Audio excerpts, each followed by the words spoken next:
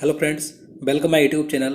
दोस्तों, आज की इस वीडियो में हम इकोनॉमिक्स यानी कि अर्थशास्त्र के कुछ महत्वपूर्ण प्रश्न देखेंगे जो आपके सभी आने वाले एग्जाम के लिए महत्वपूर्ण है। तो इसलिए वीडियो को पूरा एंड तक देखते रहिए। तो चलिए आज का वीडियो शुरू करते हैं। तो यहाँ पर आज का पहला क्वेश्चन है, भारत में राष्ट्रीय आय का अनुमान सर्वप्रथम किसने लगाया था। तो देखिए, जितने भी क्वेश्चन मैं आपके लिए इस वीडियो में लेकर आया हूँ, अगर आपको उनमें से किसी का भी आंसर पता है तो आप नीचे कमेंट बॉक्स में बता सकते हैं, ताकि आप इस वीडियो के माध्यम से अपना रिवीजन कर सकें। तो इसका आंसर ऑप्शन सी हो जाएगा, दादा भाई नौरोजी। तो देखिए, भारत की राष्ट्रीय आय एवं प्रति व्यक्ति आय की गणना सर्वप्रथम दादा भाई नौरोजी ने की थी। अब देखिए कब की थी, तो 1868 में की थी। डेट भी याद रखनी है। और देखिए, दादा भाई नौरोजी के अनुसार प्रति व्यक्ति आय कितनी थी, तो उस समय प्रति व्यक्ति आय थी 20 रुपये। याद रखना है। चलिए आगे देखते हैं। Poverty and un British rule in India के लेखक कौन है। तो देखिए, महत्वपूर्ण बुक है ये। तो इसका आंसर भी ऑप्शन सी हो जाएगा, दादा भाई नौरोजी। तो देखिए, दादा भाई नौरोजी की महत्वपूर्ण बुक है जो कई बार एग्जाम में पूछी जाती है, जिसका नाम है poverty and un British rule in India. देखिए, इस पुस्तक में इन्होंने सर्वप्रथम आर्थिक निकास की अवधारणा प्रस्तुत की थी। तो आपको याद रखना है। और देखिए, जो दादा भाई नौरोजी थे, इन्हें भारत का वयोवृद्ध पुरुष यानी कि grand old man of India कहा जाता है। याद रखना है। चलिए अगला क्वेश्चन देखते हैं। प्रति व्यक्ति आय किसके द्वारा प्राप्त होती है। तो देखिए, काफ़ी आसान क्वेश्चन है कि जो प्रति व्यक्ति आय निकाली जाती है, यानी कि एक व्यक्ति की आय निकाली जाती है, वो किस तरीके से निकाली जाती है। तो देखिए, जो राष्ट्रीय आय होती है, तो उसे पूरे देश की जनसंख्या से विभाजित करके प्रति व्यक्ति आय निकाली जाती है। तो इसका आंसर ऑप्शन हो जाएगा, राष्ट्रीय आय को जनसंख्या द्वारा विभाजित करके। क्वेश्चन नंबर 4 है, भारत की राष्ट्रीय आय का संकलन कौन करता है। तो देखिए, जो भारत की राष्ट्रीय आय एवं प्रति व्यक्ति आय की गणना है वो किसके द्वारा की जाती है, तो CSO के द्वारा की जाती है। तो इसका आंसर ऑप्शन डी हो जाएगा, सेंट्रल स्टेटिस्टिकल ऑर्गेनाइजेशन, यानी कि केंद्रीय सांख्यिकीय संगठन। याद रखना है। देखिए, बात करें CSO की, यानी कि केंद्रीय सांख्यिकीय संगठन की, तो देखिए इसकी स्थापना 2 मई 1951 को हुई थी और इसका मुख्यालय नई दिल्ली में स्थित है। और देखिए, कई बार पूछा जाता है कि राष्ट्रीय सांख्यिकीय दिवस कब मनाया जाता है, तो 29 जून को मनाया जाता है। याद रखना है। चलिए आगे देखते हैं।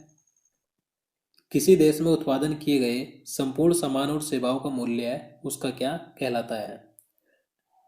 तो इसका आंसर ऑप्शन ए हो जाएगा, ग्रोस डोमेस्टिक प्रोडक्ट, यानी कि सकल घरेलू उत्पाद, जिसे हम कहेंगे GDP। तो देखिए, आप सभी GDP के बारे में जानते हैं।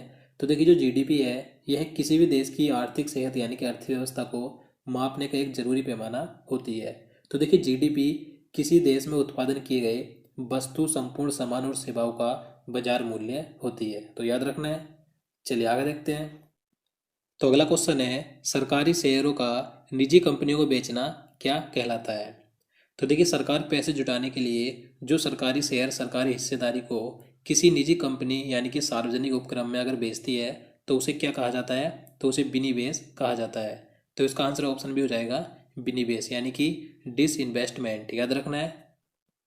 भारत में पहली बार वैज्ञानिक तरीके से राष्ट्रीय आय की गणना करने वाले अर्थशास्त्री कौन है।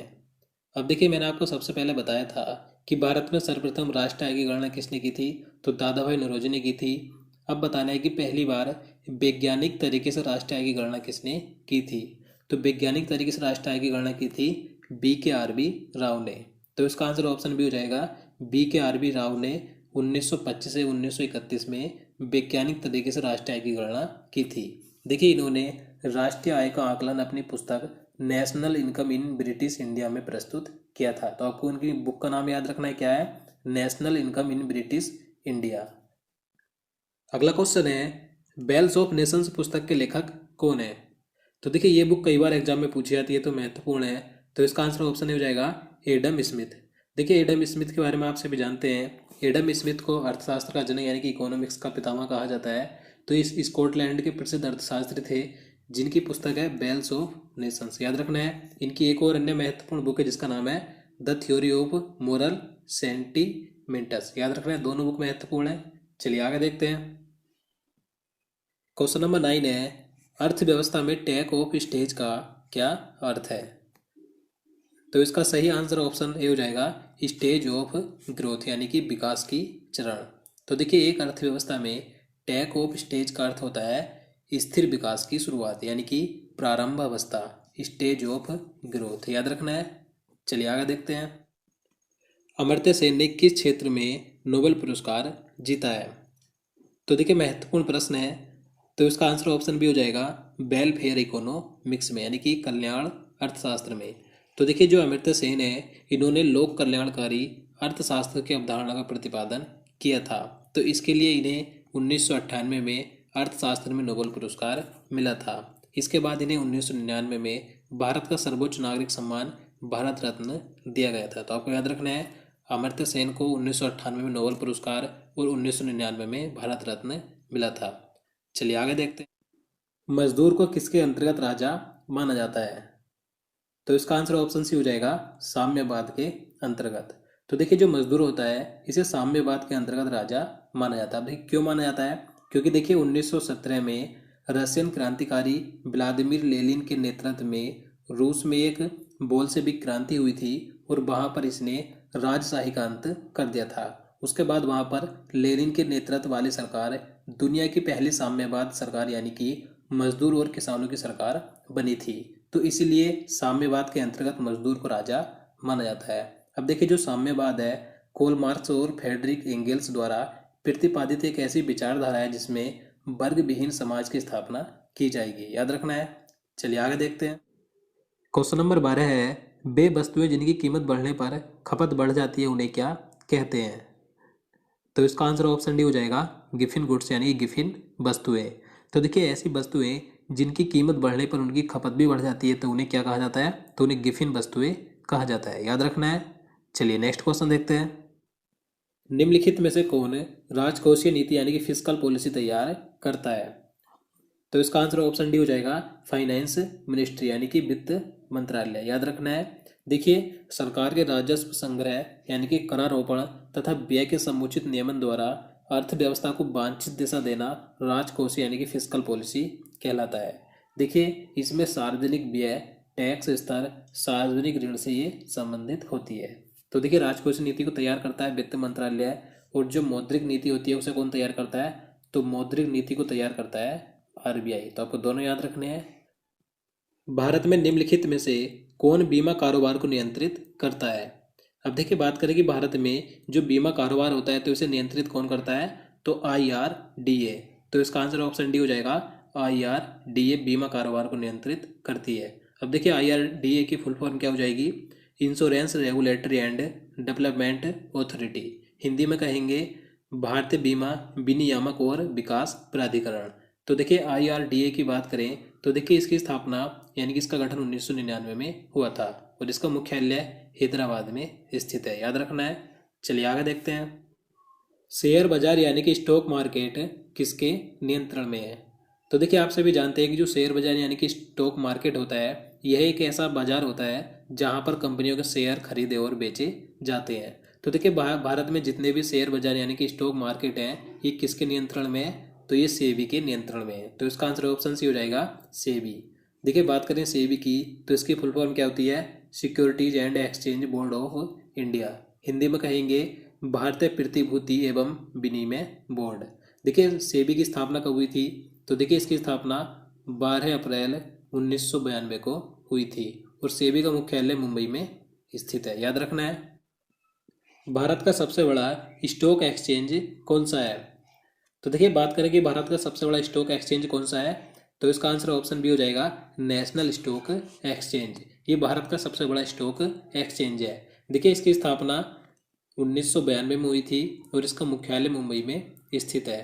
देखिए बात करें कि भारत का सबसे पुराना स्टॉक एक्सचेंज कौन सा है, तो भारत का सबसे पुराना स्टॉक एक्सचेंज है बम्बई स्टॉक एक्सचेंज। तो आपको ये भी याद रखना है, बम्बई यानी कि मुंबई स्टॉक एक्सचेंज ये सबसे पुराना स्टॉक एक्सचेंज है। इसकी स्थापना 1875 को हुई थी और इसका मुख्यालय भी मुंबई में स्थित है। देखिए मुंबई स्टॉक एक्सचेंज भारत का ही नहीं बल्कि एशिया का भी सबसे पुराना स्टॉक एक्सचेंज है। याद रखिएगा। चलिए आगे देखते हैं।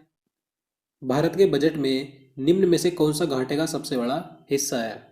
तो देखिए भारत में जो प्रत्येक वर्ष बजट प्रस्तुत किया जाता है, पेश किया जाता है, तो उसमें घाटे का सबसे बड़ा भाग यानी सबसे बड़ा हिस्सा कौन सा होता है? तो राजकोषीय घाटा। तो इसका आंसर ऑप्शन सी हो जाएगा फिस्कल डेफिसिट, यानी कि राजकोषीय घाटा। याद रखना है। तो अगला क्वेश्चन है भारतीय आयकर है। तो देखिए जो भारत का आयकर यानी कि इनकम टैक्स है ये कैसा है? तो यह डायरेक्ट एंड प्रोग्रेसिव है। तो इसका आंसर ऑप्शन बी हो जाएगा डायरेक्ट एंड प्रोग्रेसिव, यानी कि प्रत्यक्ष और वर्धमान। वर्धमान यानी कि प्रगतिशील। और देखिए मैं आपको बता दूं, जो आयकर है, तो भारत में जो आयकर यानी कि इनकम टैक्स है, यह अधिनियम 1961 द्वारा लगाया जाता है। और देखिए यह अधिनियम 1 अप्रैल 1962 से प्रभाव में आया था, याद रखना है। चलिए आगे देखते हैं। भारत में निम्नलिखित में से कौन सा कर राज्य सरकार द्वारा वसूला जाता है? तो देखिए इस क्वेश्चन में बताना है कि इनमें से कौन सा कर यानी कौन सा टैक्स है जिसे राज्य सरकार वसूलती है। तो इसका आंसर ऑप्शन ए हो जाएगा शराब पर आबकारी शुल्क। शराब पर आबकारी शुल्क राज्य सरकार द्वारा वसूला जाने वाला टैक्स है, याद रखना है। देखिए इसके अलावा राज्य सरकार कौन कौन से टैक्स वसूलती है, जैसे कि बिक्री कर, उत्पाद शुल्क यानी कि आबकारी कर, मनोरंजन कर, स्टाम्प कर और मोटर वाहन कर आदि। तो ये सभी कर राज्य सरकार द्वारा वसूले जाते हैं। अब देखिए यहाँ पर जो स्टाम्प कर है, यह कर तो केंद्र सरकार द्वारा लगाया जाता है, लेकिन इसे वसूलती राज्य सरकार है, याद रखना है। चलिए नेक्स्ट क्वेश्चन देखते हैं। निगम कर किस प्रकार का कर यानी कि टैक्स है? तो देखिए जो निगम कर है यह किस प्रकार का टैक्स है? तो यह डायरेक्ट टैक्स यानी कि प्रत्यक्ष कर है। तो इसका आंसर ऑप्शन हो जाएगा प्रत्यक्ष कर यानी कि डायरेक्ट टैक्स है। देखिए जो कर यानी कि जो टैक्स सीधे प्रत्यक्ष रूप से सरकार को दिया जाता है तो वह प्रत्यक्ष कर यानी कि डायरेक्ट टैक्स होता है। और जो है प्रत्यक्ष कर यानी कि इनडायरेक्ट टैक्स होता है, यह ऐसे कर होते हैं जो वस्तु एवं सेवाओं पर लगते हैं, यानी कि वस्तु एवं सेवाओं के मूल्य में समाहित होते हैं अप्रत्यक्ष कर, जो कि अंतिम उपयोगकर्ता द्वारा भुगतान किए जाते हैं। तो आपको याद रखना है, प्रत्यक्ष कर सीधे सरकार को डायरेक्ट रूप से दिया जाता है और अप्रत्यक्ष कर अंतिम उपयोगकर्ता द्वारा भुगतान किया जाता है। अब देखिए कुछ यहाँ पर मैं आपको प्रत्यक्ष कर और अप्रत्यक्ष कर बता देता हूँ, जो कि कई बार एग्जाम में पूछे भी जाते हैं। अब देखिए प्रत्यक्ष कर यानी कि डायरेक्ट टैक्स कौन कौन से हैं, जैसे कि निगम कर, उपहार कर, संपत्ति कर, सीमा कर, आयकर यानी कि इनकम टैक्स, पूंजीगत लाभ कर आदि। ये सभी प्रत्यक्ष कर यानी कि डायरेक्ट टैक्स हैं। और जो अप्रत्यक्ष कर है यानी कि इनडायरेक्ट टैक्स हैं, जैसे कि जीएसटी यानी कि वस्तु एवं सेवा कर, बिक्री कर, उत्पाद शुल्क कर यानी कि आबकारी कर, मनोरंजन कर, स्टाम्प कर, मोटर वाहन कर आदि। तो ये सभी अप्रत्यक्ष कर यानी कि इनडायरेक्ट टैक्स है, याद रखना है। तो दोस्तों आज के लिए इतना ही। उम्मीद करता हूँ आपको वीडियो पसंद आया। अगर आपको वीडियो अच्छा लगा हो, आपके लिए हेल्पफुल हो, तो प्लीज़ वीडियो को लाइक और शेयर करना, साथ ही चैनल को भी सब्सक्राइब कर लेना। तो चलिए मिलते हैं नेक्स्ट वीडियो में। जय हिंद, जय भारत।